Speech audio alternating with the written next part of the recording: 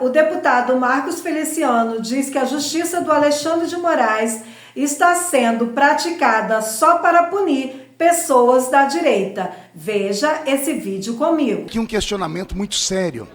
Quando a justiça pratica uma injustiça, a quem devemos recorrer? O que foi exposto na mídia desde ontem pela Folha de São Paulo, e lembrando que a Folha de São Paulo é de longe um partido de direita, é de longe uma mídia de direita, lembrando que quem expôs tudo isso foi Glenn Greenwald, que de longe é um jornalista conservador. Tem alguma coisa muito estranha acontecendo. Eu quero aqui ler o que escreveu o jornalista Cláudio Dantas. Ele disse assim: é nesse contexto que surge a denúncia da Folha, pelas mãos do inefável Glenn Greenwald.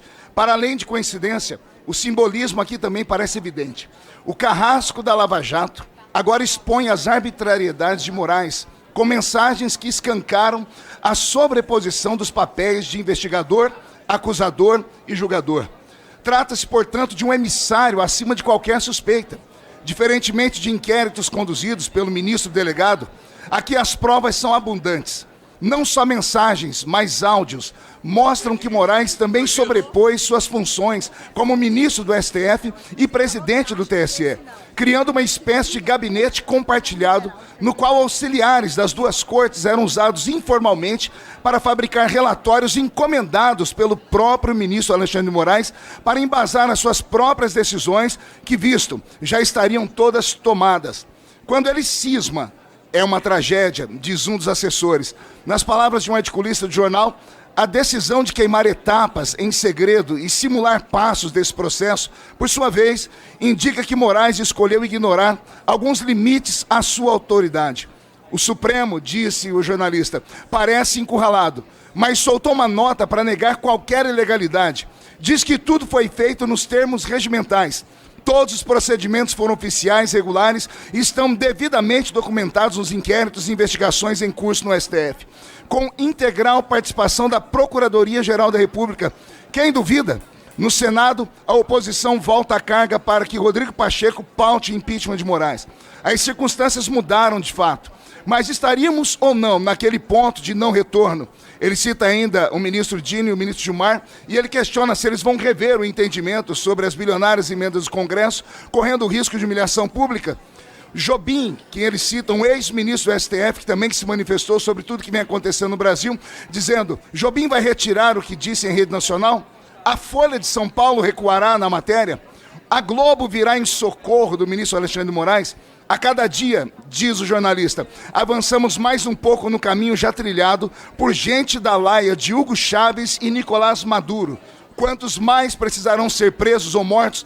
Indaga aqui o jornalista do jornal Gazeta. Senhora presidente, o momento é muito sério e a CCJ, eivada aqui de juristas, eivada aqui de advogados, deveria nesse momento estar falando exatamente sobre esses assuntos aqui.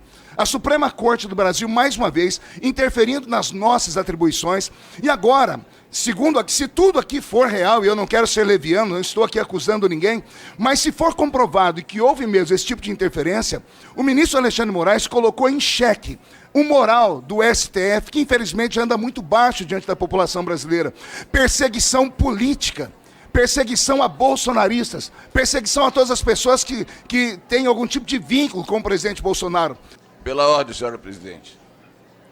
Pois eu não. estou ouvindo algumas observações sobre o ministro Alexandre de Moraes, mas o maior símbolo da democracia são as eleições. E nós só tivemos eleições no Brasil graças à coragem e o destemor de Alexandre de Moraes. Essa é a colocação que eu... Tem uma pausa aqui no vídeo para que vocês possam se inscrever, deixar aquele belo like e compartilhar no grupo do WhatsApp, e isso ajuda o YouTube a entregar mais um nosso vídeo. Gostaria de fazer. Entrar nesse debate sobre a questão rumorosa em alguns setores da imprensa, que envolve o ministro Alexandre de Moraes, eu quero, concordando com o deputado Paulo Magalhães, dizer que o ministro Alexandre de Moraes tem sido fundamental no combate à aos atentados, a ameaças ao Estado democrático de direito no Brasil, ainda tão frágil. É bom que se diga que o sistema brasileiro de justiça tem um sistema acusatório que prevê o papel bem definido do juiz, da acusação e da defesa. Mecanismos como oralidade, o devido processo legal marcado pelo contraditório. Há um processo bastante rico que permite que o Poder Judiciário no Brasil funcione, opere.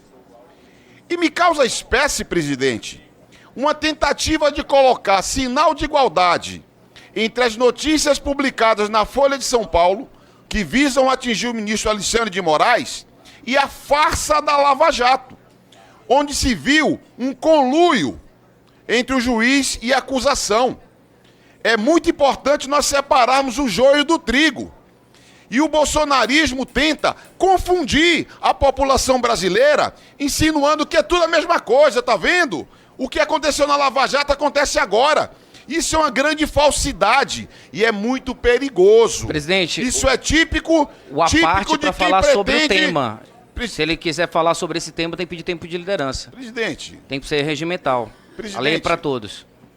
Procede o que Vossa Excelência encaminhou, então peço Presidente, que Vossa Excelência se atenha ao presidente, tema não é que razoável, utiliza. então vou usar o tempo para falar da matéria em questão. Não é razoável o deputado tentar cercear minha palavra. Ficou sentidinho, porque eu apontei o dedo e aponto para o bolsonarismo. Só pode falar de líder, Nós esse que é o temos o regimento, só pede o tempo do Presidente, eu vou líder. falar sobre a matéria. Deputado Orlando, Vou falar sobre a matéria, sem o projeto problema, de lei Vossa 515. Excelência com a palavra assegurada, a gente só pede então que o regimento seja cumprido, que Vossa O Excelência então projeto se de lei atenha. 515. Porque é muito grave, presidente. A senhora sabe o papel que tem a CCJ. A CCJ não pode ser o lugar para ataques ao Poder Judiciário. O deputado Feliciano falou. Temos que apurar, vamos apurar. Mas é importante separar o joio do trigo. O conluio da Lava Jato nem de longe aparece. A Justiça Eleitoral não tem juízes próprios. Há uma série de observações a serem feitas, presidente. Eu quero fazer essa ressalva, agradeço a vossa paciência, agradeço mesmo, porque não podemos desinformar a população brasileira. Esse é o motivo do meu protesto. O deputado Orlando está coberto de razão. E penso que tentam se equiparar a coisas que não são equiparáveis. E tentam tentar encobrir o que esse país vivenciou, aí sim, de conluio entre a oposição, ou em conluio entre a Procuradoria, que faz a oposição, ou faz a acusação, melhor dizendo, e o próprio juiz. O juiz da Lava Jato, que favoreceu uma parte, que favoreceu a Procuradoria à época e fez esse conluio que atenta contra a própria democracia, o Estado Democrático de Direito, também deve ser considerado um juiz ladrão. Presidente, nós temos uma catilina no Supremo Tribunal Federal. Nós temos um traidor da pátria na Suprema Corte do nosso país.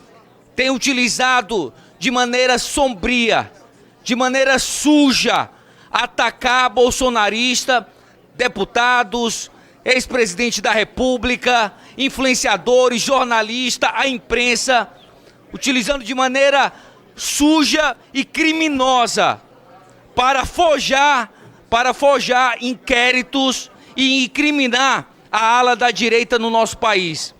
Eu quero questionar os nobres parlamentares se nós vamos ficar calados perante tamanha infâmia, perante tamanho crime contra a nação brasileira, crime contra a democracia do nosso país, usar o TSE de maneira vil, de maneira covarde, de maneira suja.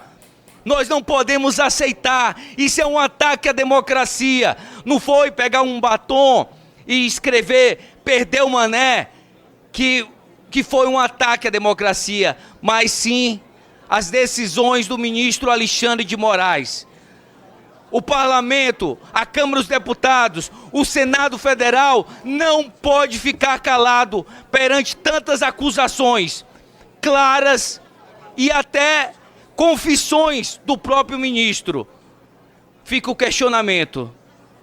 O Congresso que construiu a Constituição Federal de 1908, vai honrá-la ou vamos deixar apenas um ministro da Suprema Corte ultrajar, rasgar a Constituição Federal, atacar a democracia do nosso país, transformar esse país numa verdadeira ditadura do judiciário? Infelizmente, nós não vamos poder ouvir aqui amanhã o jornalista que, ao lado de Elon Musk, tem feito denúncias gravíssimas, não apenas no Brasil, mas ao redor do mundo, a respeito de irregularidades que aconteceram no nosso país e que vêm acontecendo sucessivamente.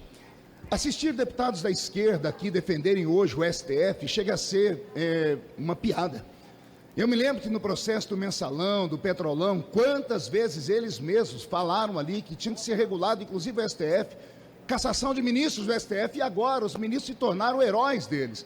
Eu vi aqui agora há pouco um deputado da esquerda falar que a política não é pirotecnia. Eu acho que ele errou.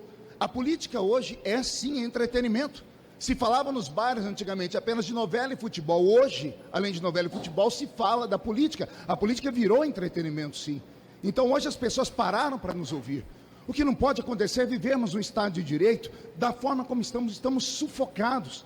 Eu, como deputado federal, moderado como sou, e as pessoas me conhecem e sabem disso, para falar eu preciso pensar hoje com medo de retaliação, com medo de ser proibido, com medo de amanhecer com a Polícia Federal na porta da minha casa por ter um posicionamento conservador, por ter um posicionamento à direita. Ver um bilionário como Elon Musk fazer a denúncia, e detalhe, foi a pessoa Elon Musk, não foi o X, não foram as suas empresas, ele nem é CEO da mídia social que ele detém. De repente cria uma convulsão, ele fala algo e o ministro do STF, parece que o Elon Musk joga uma casca de banana e ele escorrega nela e vai dar uma resposta à altura, incluindo ele num inquérito que nunca acaba, deputado Bongás, o inquérito das fake news. É um inquérito chamado inquérito do fim do mundo, qualquer um pode estar lá. E detalhe, quem está à frente do inquérito é ele quem denuncia, é ele quem investiga, é ele quem executa, é ele que prende, é ele que solta, ele pode fazer tudo. Dá medo até em citar isso aqui, porque parece que tem algoritmos do STF que nos vasculham a todos aqui. Deputado Ottoni, Vossa Excelência sofreu na pele o que eu estou falando. Então nós estamos vivendo sim um momento estranho no parlamento. O parlamento não pode ficar de joelhos para o STF. A harmonia entre os poderes tem que ser real. Mas quando um dos poderes não está harmônico, ele acaba crescendo. E quando ele acaba crescendo, os demais ficam amedrontados. Graças a Deus que o Senado fez o trabalho de casa e vão ouvir lá Elon Musk e o jornalista que não pôde ser, que não teve o seu convite aprovado aqui na CCJ. E olha, eu fico extremamente pensativo, porque era uma audiência pública para debater a liberdade de expressão. E um deputado propôs isso num extra pauta e a comissão mais importante da casa recusou. Os partidos do governo, os partidos que apoiam o governo, Essa foi mais uma notícia aqui do canal, espero que vocês gostaram. Já deixa o like, se inscreve no canal, compartilha para todos os seus amigos. Muito obrigado pela tua presença e até o próximo vídeo.